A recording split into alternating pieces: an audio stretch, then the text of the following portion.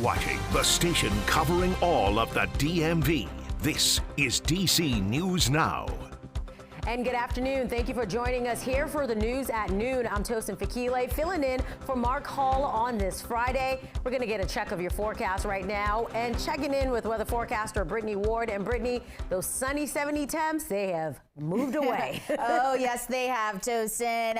Today is going to be way different than what we saw yesterday. We are tracking the clouds, we are tracking the rain, and then we're also going to be talking about a cool down as we head into your weekend. So right now, satellite and radar kind of showing you what's been going on. We did have some early morning rain clip portions of the DMV. Now we are in the dry slot of that storm, holding on to overcast skies, though, across much of the area. But notice that cold front that'll be making its way into the DMV as we head through the afternoon. This will spark up a few more showers. Could also hear a rumble of thunder as we head into the rest of your Friday afternoon. But then behind that cold front, we're going to be seeing drier but cooler conditions as we head into your weekend. So overall, temperature wise, not looking too bad at this hour. We're sitting at 69 degrees right now in the nation's capital, 72 as you head over there to Lexington Park, 68 as you head over there to Hagerstown. Today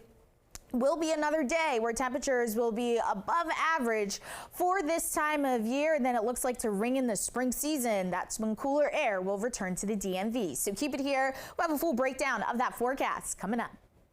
Hi, Brittany. Looking forward to it. Thank you. 12:02, and today we're expecting to learn more from the University of Maryland and its decision to end Greek life activities 2 weeks ago. Students filed a restraining order against the university over that decision to suspend Greek life on campus. DC News Now's Candace Cole joins us from the University of Maryland with more. The University of Maryland has been investigating allegations of student misconduct, effectively shutting down Greek life here on campus until further notice. But students say it's unfair.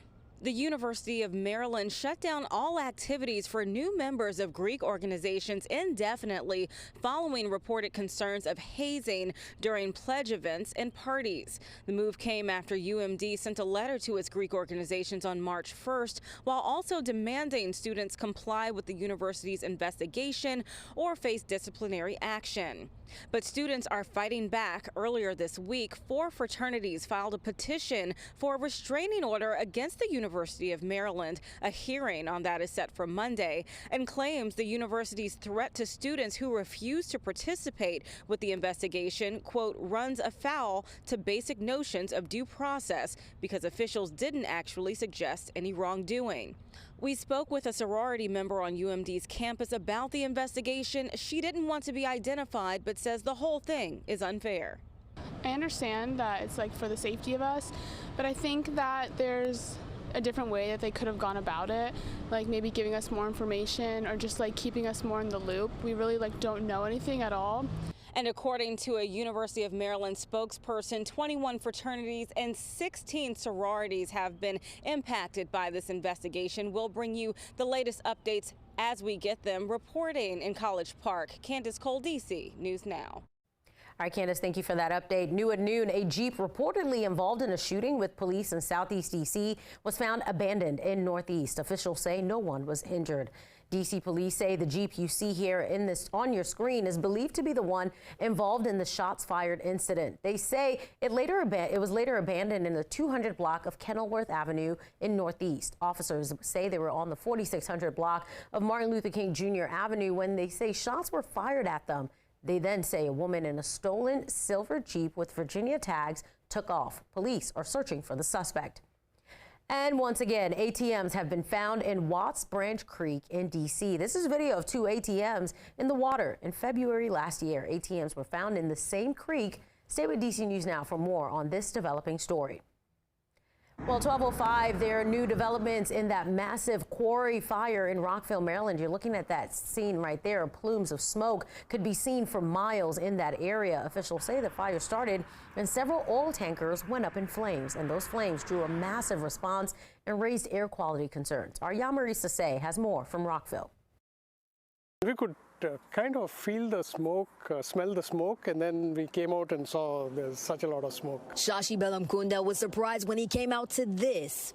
The first thing I thought is should we leave and go? He later learned there was a fire at the Quarry on Pine Meeting House Road, right down the street from his home. I definitely was worried about what kind of fire it was and what kind of irritation it would cause. According to Montgomery County Fire Department, just before noon on Thursday, 3 large tanks of motor oil and 2 tanks of asphalt went into flames. We were able to cool the tanks right before I got out here.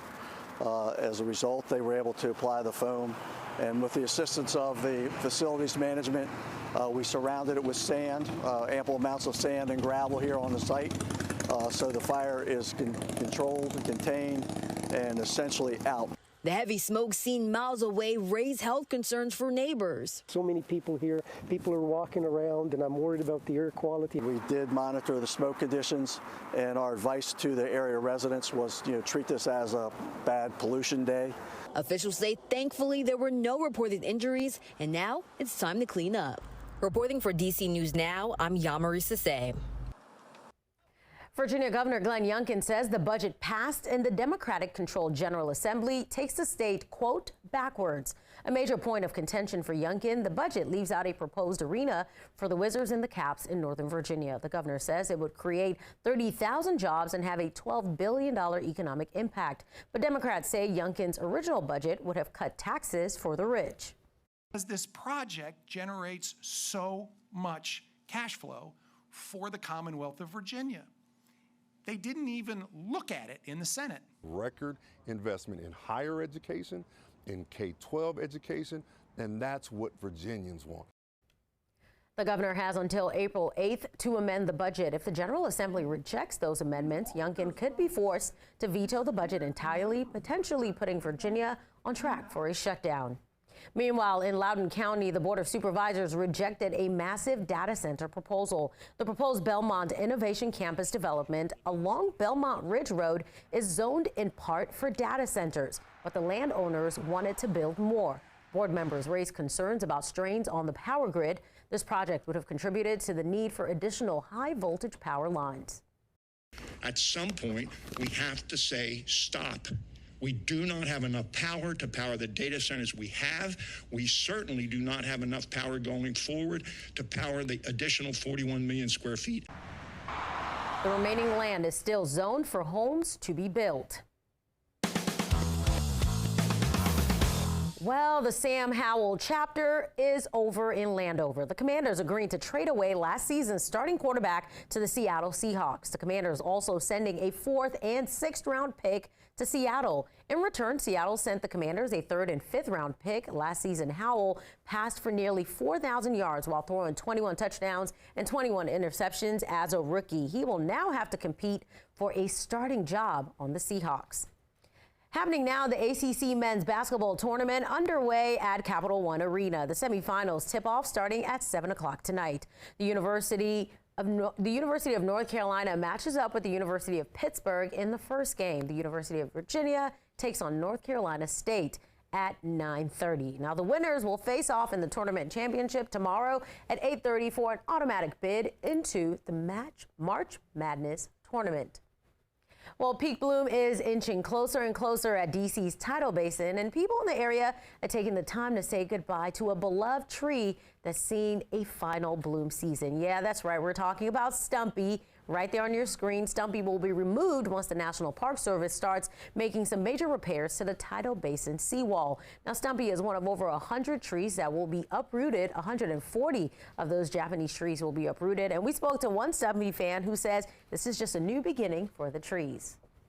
People come out because it's a reminder of how short our lives are. If I knew it was going to be here for 100 years, I probably would have walked right by it and saw another tree. And now knowing that it is that kind of precious moment that next year won't be here makes me appreciate it that much. I don't think people are really ready to say goodbye. The removed trees will be turned into mulch once they're removed. Meantime, MPS says we could see peak bloom as early as next week. Turning to the district, starting today, you can expect major road closures around the National Mall for the 2024 Rock and Roll Half Marathon and 5K. That includes parts of Pennsylvania, Constitution, and Maryland Avenues, as well as 3rd, 4th, and 6th Streets in Northwest. More closures will happen tomorrow morning. Check the DC Police website for a full list of closures.